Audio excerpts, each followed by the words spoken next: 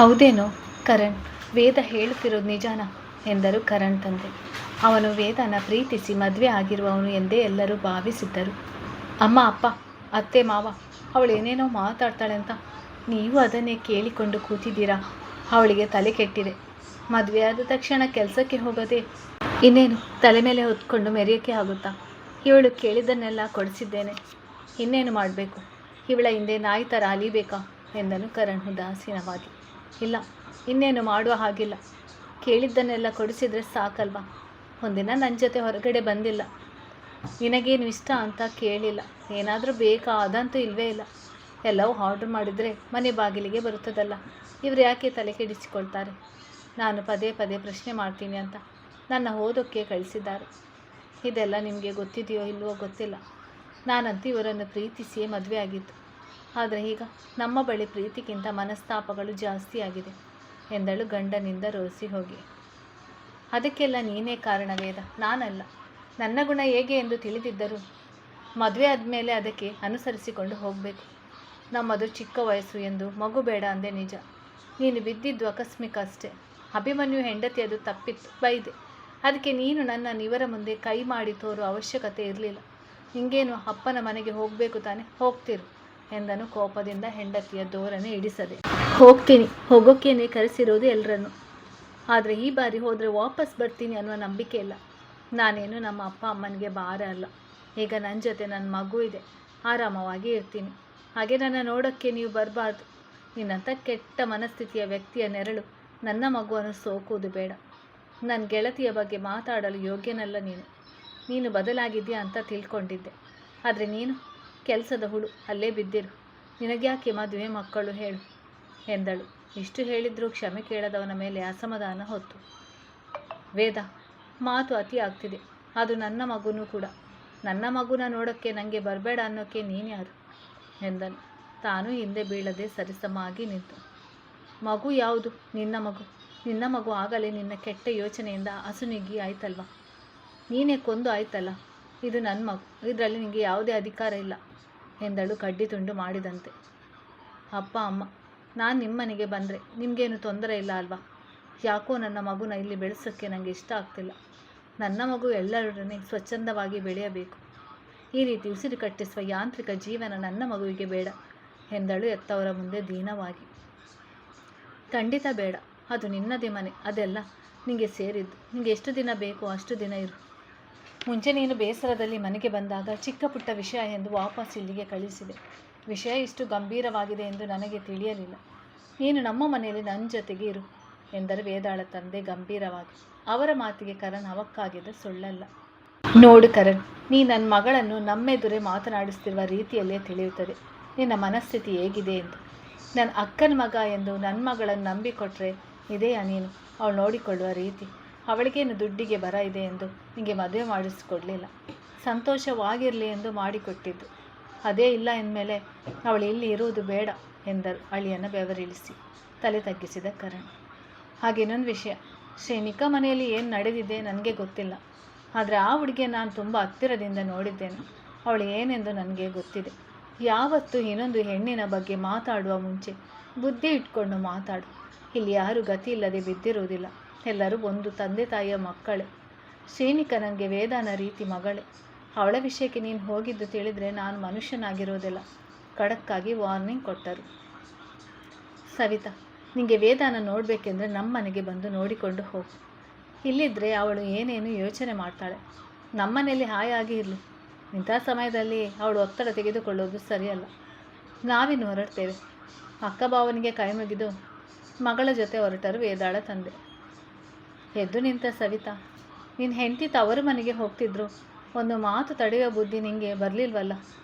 ಮಗ ಹಳ್ಳಿಯಲ್ಲಿ ಇರೋದು ಬೇಡ, ಸಿಟಿಯಲ್ಲಿ ಬದುಕಲಿ ಎಂದು ಇಲ್ಲಿ ಬಿಟ್ಟಿದ್ದಕ್ಕೆ ನೀನು ಮನುಷ್ಯತ್ವ ಇಲ್ಲದ ಒಂದು ಕಲ್ಲು ಬಂಡೆಯಾಗಿದೆಯಾ? ನಿನಗೆ ಇನ್ಯಾವಾಗಲೂ ಭಾವನೆಗಳು ಅರ್ಥ ಆಗುವುದು. ನೀನು ಎಂದೂ ಬದಲಾಗುವುದಿಲ್ಲ. ನಡೀರಿ ಹೋಗೋಣ. ಮಗನಿಗೆ ಬೈದು ಗಂಡನನ್ನು ಕರೆದುಕೊಂಡು ಹೋದರು ಸವಿತಾ. ಮಗನಿಂದ ನೊಂದು ಕರಣ್ ತಲೆ ಹಿಡಿದು ಕುಳಿತು ಬಿಟ್ಟನು. ಎಲ್ಲ ಕಡೆಯಿಂದ ಅವನನ್ನು ದೂರ ಸರಿಸಿದ್ದರಿಂದ. ಕಿರಣ್ ಶ್ರೇಣಿಕಳಿಗಾಗಿ ಒಂದು ಪಾರ್ಟ್ ಟೈಮ್ ಕೆಲಸವನ್ನು ಹುಡುಕಿದ್ದನು. ಅದು ಕೂಡ ಪ್ಲೇ ಹೋಮ್ನಲ್ಲಿ. ಸಾಮಾನ್ಯವಾಗಿ ಸಿಟಿಯಲ್ಲಿ ದೊಡ್ಡ ದೊಡ್ಡ ದಂಪತಿಗಳು ಕೆಲಸದಲ್ಲಿದ್ದರೆ ಅವರ ಮಕ್ಕಳನ್ನು ಇನ್ನೊಬ್ಬರ ಸುಪರ್ದಿಗೆ ಬಿಟ್ಟು ಹೋಗುವ ಜಾಗವದು. ಅಲ್ಲಿಯೇ ಶ್ರೀಗೆ ಕೆಲಸ ಸಿಕ್ಕಿತ್ತು. ಸಂಬಳ ಕಡಿಮೆಯಾದರೂ ಅವಳಿಗೆ ಸಾಕಾಗುವಷ್ಟು ಆಗುತ್ತಿತ್ತು. ಅದರಿಂದ ಅವಳು ಒಪ್ಪಿಕೊಂಡಿದ್ದಳು. ಬೇರೆ ಕಡೆ ಕೆಲಸ ಎಂದರೆ ಅದಕ್ಕೆ ತಕ್ಕನಾದ ಸಾಮಗ್ರಿಗಳು, ಸಮಯ ಬೇಕಾಗುತ್ತದೆಂದು ಇದಕ್ಕೆ ಒಪ್ಪಿದ್ದಳು. ಕೆಲಸದ ಜೊತೆಗೆ ಅವಳ ಓದು ಮುಗಿಯಬೇಕಿತ್ತಲ್ಲ. ಆದರೆ ಅವಳಿಗೆ ಕಷ್ಟ ಎನಿಸಿದ್ದು ಕಾಲೇಜ್ ಬಿಟ್ಟು ಹೋಗುವುದು ಹೇಗೆ ಎಂದು. ಹಾಗಾಗಿ ಸ್ವಲ್ಪ ದಿನ ರಜೆ ಪಡೆಯಲು ಕಾಲೇಜ್ನ ಬಳಿ ಬಂದಿದ್ದಳು. ಅಭಿಯ ಹೆಂಡತಿ ಎಂದಿದ್ದರೆ ಅವಳಿಗೆ ರಜೆ ಕೇಳುವ ಅವಶ್ಯಕತೆ ಇರುತ್ತಿರಲಿಲ್ಲ. ಆದರೆ ಅವಳೀಗ ಅಲ್ಲಿನ ವಿದ್ಯಾರ್ಥಿಯಾಗಿ ರಜೆಯನ್ನು ಕೋರಲು ಹೋಗಿದ್ದಳು. ಜೊತೆಗೆ ಅವಳಿಗೆ ಇನ್ನು ವರ್ಮ ಮನೆಯವರಿಗೆ ಸತ್ಯ ಗೊತ್ತಾಗಿದೆ ಎಂದು ತಿಳಿದಿರಲಿಲ್ಲ. ಹೇಗಾದರೂ ಮಾಡಿ ನೂತನನ್ನು ಭೇಟಿ ಮಾಡಿ ರಜೆ ಪಡೆಯುವ ನಿರ್ಧಾರಕ್ಕೆ ಬಂದಿದ್ದಳು. ರಾತ್ರಿ ತಾಯಿ ಜೊತೆ ಮಾತನಾಡುತ್ತಲೇ ಅವರ ಮಡಿಲಿನಲ್ಲಿ ನಿದ್ದೆ ಹೋದವನಿಗೆ ಬೆಳಿಗ್ಗೆ ತಡವಾಗಿ ಎಚ್ಚರವಾಗಿತ್ತು. ತಾನಿನ್ನೂ ಅಲ್ಲೇ ಮಲಗಿರುವೆನಾ ಎಂದು ನೋಡಿದವನಿಗೆ ತನ್ನ ಜಾಗದಲ್ಲಿ ಆಯಾಗಿ ಮಲಗಿದ್ದನು. ಅವನ ಪಕ್ಕವೇ ನಿರುಪಮ ಅಡ್ಡಾಗಿದ್ದನು. ಒಮ್ಮೆ ಅವರ ಮುಖ ನೋಡಿದವನಿಗೆ ತಾನೆಂಥ ಕೆಟ್ಟ ಮಗ ಎನಿಸಿಬಿಟ್ಟಿತು. ಮೊದಲೆಲ್ಲ ನಗು ನಗುತ್ತಿದ್ದವರು ಸೊಸೆ ಹೋದ್ಮೇಲೆ ಚಿಂತೆ ಮಾಡಿ ಮಾಡಿ ಹಿಳಿದಂತೆ ಕಾಣುತ್ತಿದ್ದರು. ಮೊದಲೇ ಆರೋಗ್ಯ ಸಮಸ್ಯೆ ಅವರನ್ನು ಹೈರಾಣಾಗಿಸಿಬಿಟ್ಟಿತ್ತು. ಮಗನ ನೋವನ್ನು ಅರಿತು ಮಗನ ಬಿಟ್ಟು ಹೋಗದೆ ಅಲ್ಲಿಯೇ ಮಲಗಿದ್ದ ತನ್ನ ತಾಯಿಯ ಮೇಲೆ ಗೌರವ ಹೆಚ್ಚಾಯಿತವನಿಗೆ. ಶ್ರೇಣಿಗಳನ್ನು ಕರೆತರಲೇಬೇಕು ಎಂದು ಮನದಲ್ಲೇ ನಿರ್ಧಾರ ಮಾಡಿದ್ದನು. ಅವನು ಸ್ನಾನ ಮುಗಿಸಿ ಬರುವಷ್ಟರಲ್ಲಿ ನಿರುಪಮ ಎದ್ದು ಕುಳಿತಿದ್ದರು. ಅವರಿಗೆ ಅಸ್ತಮ ಇದ್ದುದರಿಂದ ಬೇಗ ಹೇಳಲು ಯಾರೂ ಬಿಡುತ್ತಿರಲಿಲ್ಲ. ಥಂಡಿ ಆಗಬಹುದು ಎಂದು ನಿಧಾನವಾಗಿ ಎದ್ದು ವಾಕ್ ಮಾಡುತ್ತಿದ್ದರು. ಅಭಿ ಯಾವಾಗ ಎದ್ದಿಯೋ?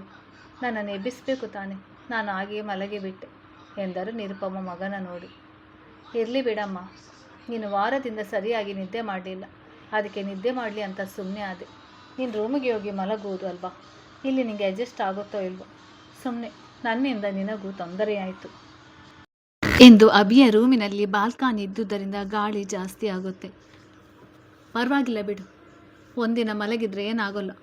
ಯಾಕೋ ನಿನ್ನ ಬಿಟ್ಟು ಹೋಗುವುದಕ್ಕೆ ಮನಸ್ಸಾಗಲಿಲ್ಲ ಕಣೋ. ಮತ್ತೆ ಇಲ್ಲಿ ಅರ್ಧರಾತ್ರಿಯಲ್ಲಿ ನಿದ್ದೆ ಬಿಟ್ಟು ಎದ್ದು ಕೂತ್ಕೊಂಡು ಕೊರಗ್ತೀಯೋ ಅಂತ ಇಲ್ಲೇ ಮಲಗಿಬಿಟ್ಟೆ ಎಂದರು ಮಗನ ಮೇಲೆ ಕಾಳಜಿಯಿಂದ. ನಂದು ಬಿಡು, ನಿನ್ನ ಆರೋಗ್ಯದ ಕಡೆಗೆ ಕಾಳಜಿ ಮಾಡು. ನಿನ್ನ ಆರೋಗ್ಯ ಕೆಡಿಸಿಕೊಂಡು ನನ್ನ ನೋಡಿಕೊಳ್ಳೋ ಅವಶ್ಯಕತೆ ಇಲ್ಲ. ಮೊದಲು ನೀನು ಚೆನ್ನಾಗಿರಬೇಕು ಎಂದನು ನಗುತ್ತಲೇ. ಸರಿ ಸರಿ, ಈಗ ಎಲ್ಲಿಗೆ ಹೊರಟೆ? ಆಫೀಸ್ ಇದೆಯಾ ಎಂದರು ಆತಂಕದಲ್ಲಿ. ಮಗ ಸೊಸೆಯನ್ನು ಕರೆದುಕೊಂಡು ಬರ್ತಾನೋ ಇಲ್ವೋ ಎಂದು ಗೊಂದಲ. ಇಲ್ಲಮ್ಮ, ಆಫೀಸ್ಗೆ ಇವತ್ತು ತಡವಾಗಿ ಹೋಗ್ತೀನಿ.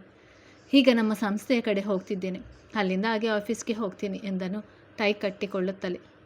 ಶ್ರೇಣಿಕನ ಕರ್ಕೊಂಡು ಬರ್ತೀಯ ಅಲ್ವಾ? ಅವಳಿಗೆ ಏನು ಅನ್ಬೇಡ, ಒಳ್ಳೆ ಮಾತಲ್ಲಿ ಕರ್ಕೊಂಡು ಬಾ.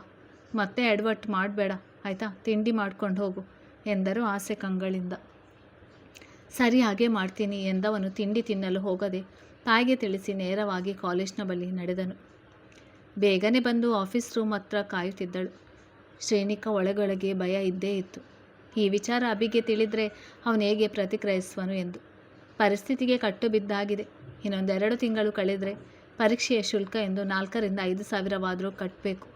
ಅದ್ರ ಜೊತೆಗೆ ಕೊನೆ ಸೆಮಿಸ್ಟರ್ಗೆ ರೆಕಾರ್ಡ್, ಜೆರಾಕ್ಸ್ ಎಂದು ಖರ್ಚುಗಳು ಬರುತ್ತವೆ. ಸಣ್ಣ ಪುಟ್ಟ ಖರ್ಚಿಗೆ ಹಣ ಬೇಕಲ್ವೇ ಎಂದುಕೊಂಡು ಗಟ್ಟಿ ನಿರ್ಧಾರ ಮಾಡಿದ್ಲು. ಸಾಮಾನ್ಯವಾಗಿ ಅಲ್ಲಿ ಎಲ್ಲ ಮಕ್ಕಳಿಗೆ ಸ್ಕಾಲರ್ಶಿಪ್ ಸೌಲಭ್ಯವಿತ್ತು.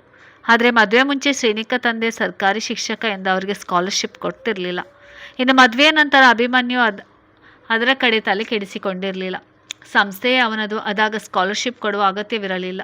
ಈಗ ಅವಳಿಗೆ ಸುಮ್ಮನೆಯಾದರೂ ಸ್ಕಾಲರ್ಶಿಪ್ ಮಾಡಿಸಬೇಕಾಗಿತ್ತು ಎನಿಸ್ತಿತ್ತು. ಅವಳ ಬಳಿ ಹಣ ಇದ್ದಾಗಲೆಲ್ಲ ಅವಳು ಅದನ್ನು ಮೊಬೈಲ್ ಹಿಂದಿನ ಕವರಿನ ಒಳಗೆ ಇಡುತ್ತಿದ್ದಳು. ಅಭಿ ಯಾವಾಗಲೂ ಆಫೀಸ್ಗೆ ಹೋಗೋ ಸಮಯದಲ್ಲಿ ಅವಳ ಕೈಗೆ 2,000 ಕೊಟ್ಟು ಹೋಗುತ್ತಿದ್ದ, ಏನಾದರೂ ತಿನ್ನಲು ಎಂದು. ಜಾಸ್ತಿ ಬೇಕೆಂದರೆ ATM ಬಳಸು ಎಂದು ಹೇಳಿದ್ದ. ಅದೇ 2,000 ರೂಪಾಯಲ್ಲಿ ಬಟ್ಟೆ ತೆಗೆದುಕೊಂಡಿದ್ಲು. ಈಗ ಖಾಲಿ ಕೈಯಾಗಿ ₹1 ದುಡ್ಡಿರಲಿಲ್ಲ. ಬಸ್ ಚಾರ್ಜ್ ಕೂಡ ವಂದನ ಕೊಟ್ಟಿದ್ದಳು. ಬೆಳಿಗ್ಗೆ ಡೈನಿಂಗ್ ಟೇಬಲ್ ಮೇಲೆ ಮಾಮೂಲಿಯಂತೆ ಪ್ರತಿಯೊಬ್ಬರೂ ಆಸೀನರಾಗಿದ್ದರು. ಅಂದು ಏನೋ ಒಂದು ರೀತಿಯ ಸಮಾಧಾನ ಎಲ್ಲರ ಮನಸ್ಸನ್ನು ಆಕ್ರಮಿಸಿಕೊಂಡಿತ್ತು. ಮನೆ ಮಂದಿಯ ಊಟ ಸೇವನೆಯ ನಂತರ ಪ್ರಣತಿ ಎತ್ತವರು ಹೊರಟು ನಿಂತರು. ಪ್ರಣತಿ ಸಮರ್ಥನಿಗಾಗಿ ಮನಸ್ಸು ಬದಲಾಯಿಸಬಹುದು ಎಂದು ರಾತ್ರಿಯಿಂದ ಕಾದಿದ್ದೇ ಬಂತು. ಸಮರ್ಥ್ ಅವಳ ಕಡೆ ತಿರುಗಿಯೂ ನೋಡಿರಲಿಲ್ಲ. ತನ್ನ ಪಾಡಿಗೆ ತಾನು ಸಂಬಂಧವಿಲ್ಲದವನಂತೆ ಇದ್ದ ಅವನ ವರ್ತನೆ ಅವಳಿಗೆ ತನ್ನ ಬದುಕಿನ ಮುಂದಿನ ಏಳುಬೀಳುಗಳನ್ನು ನೆನಪಿಸಿತ್ತು. ಮುಂದಿನ ಜೀವನದ ಬಗ್ಗೆ ಚಿಂತೆಯೂ ಹತ್ತಿತ್ತು. ಅವಳದೇ ಜವಾಬ್ದಾರಿ ಎಂದಿದ್ದಾನಲ್ಲ. ಅವಳು ತಾಯಿಯ ಜೊತೆ ಹೊರಟು ನಿಂತಾಗ ಸಮರ್ಥ್ ತಟಸ್ಥನಾಗಿದ್ದ. ಆ ಕ್ಷಣ ಅವಳಿಗೆ ಎಲ್ಲರ ಮುಖದಲ್ಲೂ ತನ್ನ ಬಗ್ಗೆ ಒಂದು ಅಸಹ್ಯ ಭಾವನೆ ಕಂಡರೆ ಅದು ಇಂತಹದೇ ಸತಿಗೆ ಶ್ರೀನಿಕಳನ್ನು ತಾನು ನಿಲ್ಲಿಸಿದ್ದು ನೆನಪಾಯಿತು. ತನ್ನ ಹಣೆಬರಹಕ್ಕೆ ತಾನೇ ಹಲುಬಿಕೊಂಡಳು. ಪಶ್ಚಾತ್ತಾಪ ಅಂತೂ ಇಲ್ಲ, ಆದರೆ ಶಿಕ್ಷೆಯಂತೂ ಅನುಭವಿಸಲು ತಯಾರಾಗುತ್ತಿದ್ದಳು. ತಂದೆ ತಾಯಿ ಹೊರಟು ನಿಂತಾಗ ಸಂಜನಳ ದುಃಖ ಎಷ್ಟು ತಡೆದರೂ ಕಡಿಮೆಯಾಗುತ್ತಿಲ್ಲ. ಇಷ್ಟು ದಿನ ತೆರೆಮರೆಯಲ್ಲಿ ಅಕ್ಕ ಪ್ರತಿಯೊಂದನ್ನು ಹೇಳಿಕೊಡುತ್ತಿದ್ದಳು. ಅವಳು ಹೇಳಿದಂತೆ ನಡೆಯುತ್ತಿದ್ದಳು. ಮೊದಲಿನಿಂದಲೂ ತಂದೆ ತಾಯಿಯ ಮುದ್ದಿನಿಂದ ಬೆಳೆದ ಹುಡುಗಿ ಈಗ ಅವರ ಸಂಬಂಧವನ್ನೇ ಮರೆತು ಬಿಡಬೇಕು ಎಂದು ಇಶಾಂತ್ ಷರತ್ತು ವಿಧಿಸಿದ್ದಾನೆ. ಎಷ್ಟು ದಿನ ದೂರ ಇರಲು ಸಾಧ್ಯ? ಜೊತೆಗೆ ತಪ್ಪು ಮಾಡಿ ಸಿಕ್ಕಿ ಹಾಕಿಕೊಂಡಿರುವಾಗ ಹೇಗೆ ಎಲ್ಲರ ಮುಂದೆ ದಿನ ಕಳೆಯುವುದು ಎಂದು ದುಃಖಿಸುತ್ತಿದ್ದಳು. ಕೋಟಿ ಕೋಟಿ ಬೆಲೆ ಬಾಳುವ ಒಡವೆಗಳನ್ನು ಧರಿಸಿ, ಲಕ್ಷಾನುಗಟ್ಟಲೆಯ ಬಟ್ಟೆಗಳನ್ನು ಧರಿಸಿ ಎಲ್ಲರ ಮುಂದೆ ಹೊಳೆಯುತ್ತಿದ್ದವಳು ಇಂದು ಸಾಧಾರಣ ಸೀರೆಯಲ್ಲಿ ಗತಿ ಇಲ್ಲದವಳಂತೆ ಮನೆ ತೊರೆಯುತ್ತಿದ್ದಳು. ಇದೇ ಅಲ್ಲವೇ ಕರ್ಮ ಎಂದರೆ? ಆದರೆ ವ್ಯತ್ಯಾಸ ಎಂದರೆ ಶ್ರೇಣಿಕಾ ತಲೆ ಎತ್ತಿ ಸ್ವಾಭಿಮಾನದಿಂದ ಹೋಗಿದ್ದಳು. ಆದರೆ ಪ್ರಣತಿ ತಪ್ಪು ಮಾಡಿ ತಲೆ ತಗ್ಗಿಸಿ ಹೋಗುತ್ತಿದ್ದಳು. ತಿಳಿಯದ ಸಂಕಟ ಸಮತ್ನ ಮನದಲ್ಲಿ ಹಿರಿಯುತ್ತಿತ್ತು. ಮುಂದಿನ ಒಳ್ಳೆಯ ಜೀವನಕ್ಕೆ ಇದು ಅನಿವಾರ್ಯ. ಅವರತ್ತ ಹೋಗಿದ್ದೆ ಒಂದು ನಿಟ್ಟುಸಿರು ಎಲ್ಲರ ಮುಖದಲ್ಲಿ. ಪ್ರಣತಿ ಎಷ್ಟು ಅಪಾಯಕಾರಿ ಎಂದು ಕೇಳಿದವರಿಗೆ ಅವಳು ಇಲ್ಲಿ ಉಳಿಯುವುದು ಬೇಕಿರಲಿಲ್ಲ. ಮತ್ತೆ ಉಳಿದು ಎಲ್ಲಿ ಮಗುವಿಗೆ ತೊಂದರೆ ಕೊಡುವಳು, ಇನ್ನೆಷ್ಟು ಅವಂತಾರ ಮಾಡುವಳು ಎಂದು ಎಲ್ಲರೂ ಅವಳನ್ನು ತಡೆಯುವ ಕೆಲಸಕ್ಕೆ ತಣ್ಣೀರು ಸುರಿದಿದ್ದರು. ಇನ್ನು ಸಂಜನಳಂತೂ ಸಮಯದ ಕೈಗೊಂಬೆ. ಈಗ ಇಶಾನ ಆಡಿಸಿದಂತೆ ಆಡಬೇಕಾಗಿತ್ತು ಅಷ್ಟೇ. ಆದರೆ ಅವಳನ್ನು ಹೇಗೆ ಆಡಿಸುವನು ಎಂಬುದು ಲಾಯರ್ ಸಾಹೇಬ್ರಿಗೆ ಮಾತ್ರ ತಿಳಿದಿದ್ದ ವಿಷಯ. ಅಶೋಕ್, ಅಭಿಮನ್ಯು ಎಲ್ಲಿ? ಇನ್ನು ಮಲಗಿದಾನ? ನಾವು ಆದಷ್ಟು ಬೇಗ ಹೋಗಿ ಶ್ರೇಣಿಕನ ಕರ್ಕೊಂಡು ಬರಬೇಕು. ಅವಳಿಲ್ಲದೆ ಮನೆಯಲ್ಲಿ ಇರೋದಕ್ಕೆ ಆಗೋಲ್ಲ. ಇನ್ನು ತಡ ಮಾಡೋದು ಬೇಡ. ಅವಳು ಎಲ್ಲಿದ್ದಾಳೆ ಕೇಳು ಎಂದರು ಅರ್ಪಿತಾ ಖುಷಿಯಿಂದ. ಮೈದುನನ ಬಳಿ. ಗೊತ್ತಿಲ್ಲ ಅತ್ತಿಗೆ. ಅಭಿಮನ್ಯು ಆಗಲೇ ಎಲ್ಲಿಗೋ ಹೊರಟು ಹೋದ. ನಾನು ಕೇಳಲಿಲ್ಲ. ನಿಧಾನವಾಗಿ ಹೋಗಿ ಕರ್ಕೊಂಡು ಬರೋಣ ಇರಿ ಎಂದರು ಅಶೋಕ್. ರಾತ್ರಿಯಿಂದ ಮಡದಿ ಜೊತೆ ಮಾತಾಡದೆ ಚಿಂತೆ ಶುರುವಾಯಿತು. ಯಾರು ಹೋಗಿ ಕರ್ಕೊಂಡು ಬರೋದು ಬೇಕಾಗಿಲ್ಲ. ಅವಳನ್ನು ಕರ್ಕೊಂಡು ಬರೋಕ್ಕೆ ಅವಳ ಗಂಡ ಇದ್ದಾನೆ. ನೀವು ಮತ್ತೆ ಹೋಗಿ ಅವಂತರ ಮಾಡೋದು ಬೇಕಾಗಿಲ್ಲ. ನಿಮ್ಮ ಕೆಲಸದ ಕಡೆ ಗಮನ ಕೊಡಿ. ಹೋಗಿ ಅವನ ಹೆಂಡತಿನ ಕರ್ಕೊಂಡು ಬರೋದು ಅವನಿಗೆ ಗೊತ್ತಿದೆ ಎಂದರು ಕಟುವಾಗಿಯೇ. ಸೊಸೆಯ ಮುಂದೆ ಹೋಗಿ ನಾಟಕ ಮಾಡೋದು ಬೇಕಿಲ್ಲದೆ. ನಿರುಪಮ, ಗದರಿದರು ಅಶೋಕ್. ಹೌದು, ನಾನು ಸೀರಿಯಸ್ ಆಗಿ ಹೇಳ್ತಾ ಇದ್ದೇನೆ. ಯಾರು ಅವರಿಬ್ಬರ ವಿಚಾರಕ್ಕೆ ತಲೆ ಹಾಕುವುದೇ ಬೇಡ. ಅವರಿಬ್ಬರೇ ಅವರ ಮಧ್ಯೆ ಇರುವ ಭಿನ್ನಾಭಿಪ್ರಾಯ ಬಗೆಹರಿಸಿಕೊಳ್ತಾರೆ. ನೀವು ಹೋಗಿ ಅದನ್ನು ಹಾಳು ಮಾಡಬೇಡಿ. ದಯವಿಟ್ಟು ನನ್ನ ಸೊಸೆಯ ವಿಚಾರಕ್ಕೆ ಬರುವುದನ್ನು ಬಿಟ್ಟು ಬಿಡಿ. ಇದು ಎಲ್ಲರಿಗೂ ಸೇರಿಸಿ ಹೇಳ್ತಾ ಇರೋದು ನಾನು ಎಂದವರು ದಡದಡನೆ ಮೆಟ್ಟಿಲೇರಿ ಹೋದರು. ನಿರುಪಮ. ಉಳಿದವರಿಗೆ ನಿರುಪಮನ ನಡೆ ಗೊಂದಲವಾದರೆ ಅಶೋಕರಿಗೆ ಹೆಂಡತಿಯ ಓಲೈಸುವ ಕೆಲಸ ತಲೆಗೆ ಹೇರಿತು. ಶ್ರೇಣಿಕಾ ಬಂದು 1 ಗಂಟೆಯ ನಂತರ ಕಾಲೇಜ್ನ ಬಳಿ ಬಂದಿದ್ದ ನೂತನ್ ಅವನಿಗೆ ಅಲ್ಲಿ ಪ್ರತಿಯೊಂದು ಮಾಹಿತಿಗಳನ್ನು ಪರಿಶೀಲನೆ ಮಾಡುವುದನ್ನು ಬಿಟ್ಟರೆ ಬೇರೆ ಕೆಲಸ ಇರುತ್ತಿಲ್ಲವಾದುದರಿಂದ ಅವನು ಸ್ವಲ್ಪ ತಡವಾಗಿಯೇ ಬರ್ತಿದ್ದನು. ಆಫೀಸ್ನ ಮುಂದೆ ಕುಳಿತಿದ್ದ ಶ್ರೇಣಿಕಳನ್ನು ನೋಡಿ ಅವನಿಗೆ ಪಿಚ್ಚೆನಿಸಿತು. ಕಾರಣ ಏನೆಂದು ತಿಳಿಯದಿದ್ದರೂ ಕಾಲೇಜ್ ತೊರೆಯುವವಳ ಎಂದು ಆತಂಕವೂ ಇತ್ತು. ಎಷ್ಟೇ ಆಗಲಿ ಗೆಳೆಯನ ಹೆಂಡತಿ ಅಲ್ವಾ. ಆಫೀಸ್ ರೂಮ್ ಒಳಗೆ ಹೋದವನನ್ನು ಕಂಡವಳು ಗೌರವದಿಂದಲೇ ಮೇ ಐ ಕಮಿಂಗ್ ಸರ್ ಎಂದಳು ವಿನಯವಾಗಿ. ಹೊರಗೆ ನಿಂತು ಅದು ಅಲ್ಲಿನ ನಿಯಮಾವಳಿ. ಹೊರಗಿನ ಸಂಬಂಧಗಳು ಕಾಲೇಜ್ನ ಒಳಗಡೆ ನಿಷಿದ್ಧವಾಗಿತ್ತು. ಬನ್ನಿ ಶ್ರೀನಿಕಾ, ಕ್ಲಾಸ್ಗೆ ಹೋಗಿಲ್ವ ನೀವು? ಏನಾಗಬೇಕಾಗಿತ್ತು ಎಂದನು. ಮಾಮೂಲಿಯಾಗಿ ಕೆಲವು ವಿದ್ಯಾರ್ಥಿಗಳು ಅವನ ಸಹಿಗಾಗಿ ಬರುತ್ತಿದ್ದರಿಂದ. ಅದು ಸರ್, ನೀವು ಪರ್ಮಿಷನ್ ಕೊಟ್ಟರೆ ನಾನು ಸ್ವಲ್ಪ ನಿಮ್ಮ ಜೊತೆ ಮಾತಾಡಬೇಕಾಗಿತ್ತು ಸರ್ ಎಂದಳು ಭಯದಿಂದಲೇ. ಸರಿ, ಕೂತ್ಕೊಳ್ಳಿ, ನಂತರ ಮಾತಾಡಿ. ಏನಾದರೂ ತೊಂದರೆನಾ ಎಂದನು. ಅವರ ಮನೆಯ ವಿಷಯ ತಿಳಿದಿದ್ದರಿಂದ ಸಹಾಯ ಕೇಳಬಹುದು ಎಂದು. ಕುಳಿತವಳು, ಅದು ಸರ್, ಸ್ವಲ್ಪ ಮನೆಯಲ್ಲಿ ತೊಂದರೆಯಾಗಿದೆ. ಅದಕ್ಕೆ ಕಾಲೇಜ್ಗೆ ಬರೋಕ್ಕೆ ಕಷ್ಟ ಆಗುತ್ತೆ ಸರ್. ನೀವು ಒಪ್ಪಿಗೆ ಕೊಟ್ಟರೆ ನಾನು 1-2 ತಿಂಗಳು ರಜೆ ತೆಗೆದುಕೊಳ್ಳೋಣ ಅಂತ ಇದ್ದೀನಿ. ನೋಟ್ಸ್, ಪ್ರಾಜೆಕ್ಟ್ ವರ್ಕ್, ಅಸೈನ್ಮೆಂಟ್ ಎಲ್ಲ ಸಮಯಕ್ಕೆ ಸರಿಯಾಗಿ ಬರೆದು ತಂದು ಕೊಡ್ತೀನಿ ಸರ್. ಯಾವುದು ಮಿಸ್ ಮಾಡೋಲ್ಲ ಎಂದಳು ಹಿಂಜರಿಕೆಯಿಂದ. ರಜೆ ಕೊಡೋದು 2 ದಿನ, 3 ದಿನ ಅಥವಾ ವಾರಕ್ಕೆ. ಶ್ರೇಣಿಕಾ, ಅದು ಬಿಟ್ಟು ಈ ರೀತಿ 2 ತಿಂಗಳು ರಜೆ ಕೊಟ್ಟರೆ ಅದರೊಳಗೆ ನೀನು ಕ್ಲಾಸಿಗೆ ಹೋಗೋದು ಯಾವಾಗ? ಇರೋದೇ 3 ತಿಂಗಳು ಕಾಲೇಜ್. ಅದರಲ್ಲಿ ನೀನು 2 ತಿಂಗಳು ರಜೆ ಹಾಕಿದರೆ ಇನ್ನೊಂದು ತಿಂಗಳಲ್ಲಿ ಏನು ಅರ್ಥ ಮಾಡ್ಕೊಳ್ತೀಯಾ? ಇದು ಕೊನೆ ಸೆಮ್ ತಾನೆ. ಇಲ್ಲೂ ಕೂಡ ನೀನು ನಿರ್ಲಕ್ಷ್ಯ ಮಾಡಿದರೆ ಪೂರ್ತಿ ನಿಂದು ಸರ್ಟಿಫಿಕೇಟ್ ಫೇಲ್ ಆಗಿಬಿಡುತ್ತೆ ಅಷ್ಟೇ. ಹೇಗೋ 3 ಸೆಮ್ ಕಷ್ಟಪಟ್ಟು ಓದಿದ್ಯಾ, ಇದೊಂದು ಮುಗಿಸಿಬಿಡು. ವಿದ್ಯಾರ್ಥಿಗಳಿಗೆ ಹೇಳುವಂತೆ ಬುದ್ಧಿವಾದ ಹೇಳಿದ. ನಾನು ಮುಗಿಸ್ತೀನಿ ಸರ್. ನಾನೇನು ಕಾಲೇಜ್ ನಿರ್ಲಕ್ಷ್ಯ ಮಾಡೋದಿಲ್ಲ. ರಜೆ ಅಂತ ನಾನು ಪ್ರಿನ್ಸಿಪಲ್ಗೆ ಲೆಟರ್ ಕೊಡ್ತೀನಿ. ಅದನ್ನು ನೀವು ಸಹಿ ಹಾಕಿ ಕೊಟ್ಟರೆ ತುಂಬ ಸಹಾಯ ಆಗುತ್ತೆ ಸರ್. ನಾನು 3 ಸೆಮ್ಮಲ್ಲಿ 75% ಅಟೆಂಡೆನ್ಸ್ ಬರುವ ರೀತಿಯೇ ಕಾಲೇಜ್ಗೆ ಬಂದಿದ್ದೀನಿ. ಯಾವುದಕ್ಕೂ ಹಿಂದೆ ಹಾಕಿಲ್ಲ. ಇದೊಂದು ಸೆಮ್ ಏನಾದರೂ ಮಾಡಿ ಸಹಾಯ ಮಾಡಿ ಸರ್. ಹೋಗರಿದಳು ತನ್ನ ಪರಿಸ್ಥಿತಿ ನೆನೆದು. ಮಾಡ್ಬೋದು ಶ್ರೀನಿಕಾ, ಆದರೆ ನೀವು ನನಗೆ ಸರಿಯಾದ ಕಾರಣ ಕೊಡಬೇಕು. ಸಿಕ್ ಲೀವ್ ನಾನು ಕೊಡಬೇಕಂದ್ರೆ ನೀವು ನನಗೆ ಆಸ್ಪತ್ರೆಯಿಂದ ಹೆಲ್ತ್ ಸರ್ಟಿಫಿಕೇಟ್ ತಂದು ಕೊಡಬೇಕು. ಅದರ ಆಧಾರದ ಮೇಲೆ ನಾನು ನಿಮಗೆ ರಜೆ ಕೊಡ್ಬೋದು.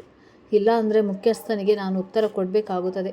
ಐ ಹೋಪ್ ನಿಮಗೆ ಅರ್ಥ ಆಗುತ್ತೆ ಅಂದ್ಕೊಂಡಿದ್ದೀನಿ. ಈ ಕಾಲೇಜ್ನಲ್ಲಿ ನಾನು ಸಿಒನೇ ಇರ್ಬೋದು, ಆದರೆ ಇದರ ಚೇರ್ಮನ್ ಬೇರೆ ಇದ್ದಾರೆ. ಅವರು ಬಂದು ಕೇಳಿದರೆ ನಾನೇನು ಉತ್ತರ ಕೊಡುವುದು ಎಂದನು. ನಾನು ಒಪ್ಪಿದರೆ ಅಭಿಯ ವರ್ತನೆ ಹೇಗಿರುತ್ತೆ ಎಂದು ನೆನೆದು ಹೇಳಿದ್ನಲ್ಲ ಸರ್, ಮನೆಯಲ್ಲಿ ಸ್ವಲ್ಪ ತೊಂದರೆ ಇದೆ ಅಂತ. ಅದರ ಸಲುವಾಗಿ ನಾನು ಕೆಲಸಕ್ಕೆ ಹೋಗ್ಬೇಕು ಸರ್. ನನಗೆ ಕೆಲಸ ಸಿಕ್ಕಿದೆ. ಕಾಲೇಜ್ಗೆ ಬಂದು ಕೆಲಸಕ್ಕೆ ಹೋಗೋದಕ್ಕೆ ಆಗೋದಿಲ್ಲ ಸರ್. ಅದಕ್ಕೆ ನಾನು 2 ತಿಂಗಳ ರಜೆ ತಗೋಬೇಕು ಅಂದ್ಕೊಂಡಿದ್ದೀನಿ. ಅದಾದಮೇಲೆ ಕೆಲಸ ಬಿಡ್ತೀನಿ. ಮತ್ತೆ ಪರೀಕ್ಷೆ ಮುಗಿದ ಮೇಲೆ ಬೇರೆ ಕೆಲಸ ಹುಡುಕ್ತೇನೆ. ದಯವಿಟ್ಟು ಅರ್ಥ ಮಾಡಿಕೊಳ್ಳಿ ಸರ್, ನಿಜ ವಿಷಯ ಹೇಳಿದಳು ಅವಶ್ಯಕತೆಗೆ. ನೋಡಿ ಶ್ರೀನಿಕಾ, ನಿಮಗೆ ಹೇಗೋ ಕೊನೆ ಸೆಮ್ ಅಲ್ವಾ. ನನ್ನ ಪ್ರಕಾರ ಅಷ್ಟು ವರ್ಕ್ ಇರೋದಿಲ್ಲ. ಯಾಕೆಂದರೆ ನಿಮಗೀಗಾಗಲೇ 3 ಸೆಮ್ ಬಗ್ಗೆ ಅಭ್ಯಾಸ ಇರುತ್ತೆ. ನೀವೊಂದು ಕೆಲಸ ಮಾಡಿ, ಬೆಟರ್ ಪ್ರತಿದಿನವೂ ಟೈಮ್ ಟೇಬಲ್ ಚೇಂಜ್ ಇರುತ್ತೆ. ಸೊ ನೀವು ದಿನ 2 ಕ್ಲಾಸ್ ಅಟೆಂಡ್ ಮಾಡಿ. ಎಲ್ಲ ವಿಷಯದಲ್ಲೂ 50% ಅಟೆಂಡೆನ್ಸ್ ಆದರೂ ಇರುವಂತೆ ನೋಡಿಕೊಳ್ಳಿ. ಮತ್ತು ಲ್ಯಾಬ್ ವಿಚಾರ ಆದರೆ ವಾರಕ್ಕೆ 2 ಸಲ ಲ್ಯಾಬ್ ಮಾಡಿಕೊಳ್ಳಿ. ಅದು ನಿಮಗೆ ಫ್ರೀ ಇದ್ದಾಗ ಆ ಥರ ಮಾಡಿಕೊಂಡು ನೀವು ಮ್ಯಾನೇಜ್ ಮಾಡಿದರೆ ನಾನು ಕೋರಿಕೆ ಅರ್ಜಿಯನ್ನು ತಗೋತೀನಿ. ಇಲ್ಲ ಪೂರ್ತಿಯಾಗಿ ನಾವು ನಿಮಗೆ ರಜೆ ಕೊಡೋದಕ್ಕೆ ಆಗೋದಿಲ್ಲ, ಅದು ತಪ್ಪಾಗುತ್ತೆ. ಅವಳ ಮನವಿಗೆ ಸೋತು ತಾನೇ ಉಪಾಯ ಕೊಟ್ಟನು. ಸರಿ ಸರ್, ನೀವು ಹೇಳಿದ ಥರನೇ ಮಾಡ್ತೀನಿ. 12:30ಕ್ಕೆ ಹೋಗ್ತೀನಿ ಸರ್. ಶನಿವಾರ ಬಂದು ಎಲ್ಲ ಲ್ಯಾಬ್ನ ಮಾಡ್ಕೊಳ್ತೀನಿ ಎಂದಳು ಕೊನೆಗೆ ಯೋಚನೆ ಮಾಡಿ. ಗುಡ್. ಇದರ ಬಗ್ಗೆ ನಾನು ನಿಮ್ಮ ಉಪನ್ಯಾಸಕರ ಹತ್ರ ಮಾತಾಡ್ತೀನಿ. ಅವ್ರು ಕೇಳಿದರೆ ನಿಮಗೆ ಹುಷಾರಿಲ್ಲ ಅಂತಲೇ ಹೇಳಬೇಕು, ತಿಳಿತಾ? ಯಾಕೆಂದರೆ ನಾವು ಪ್ರತಿ ಮಕ್ಕಳಿಗೂ ಈ ರೀತಿ ರಜೆ ಕೊಡೋಕ್ಕೆ ಆಗೋದಿಲ್ಲ. ಗಂಭೀರವಾಗಿ ಎಚ್ಚರಿಕೆ ಕೊಟ್ಟನು. Thank you so much sir. ನಿಮ್ಮ ಸಹಾಯ ನಾನು ಯಾವತ್ತೂ ಮರೆಯೋದಿಲ್ಲ. ನಾನೆಲ್ಲ ಮ್ಯಾನೇಜ್ ಮಾಡ್ತೀನಿ ಸರ್ ಎಂದಳು. ಖುಷಿಯಿಂದ ಹೋಗಲು ತಿರುಗಿದರೆ ಅವಳ ಕಣ್ಣೆದುರೇ ಅವಳ ಪತಿದೇವ. ಮುಂದುವರಿಯುತ್ತದೆ. ಹಾಗೆ ಯಾರೆಲ್ಲ ನನ್ನ ಚಾನಲನ್ನು ಸಬ್ಸ್ಕ್ರೈಬ್ ಮಾಡಲಿಲ್ಲ ಅವರೆಲ್ಲ ದಯವಿಟ್ಟು ಚಾನಲನ್ನು ಸಬ್ಸ್ಕ್ರೈಬ್ ಮಾಡಿ, ಲೈಕ್ ಆ್ಯಂಡ್ ಶೇರ್ ಮಾಡಿ.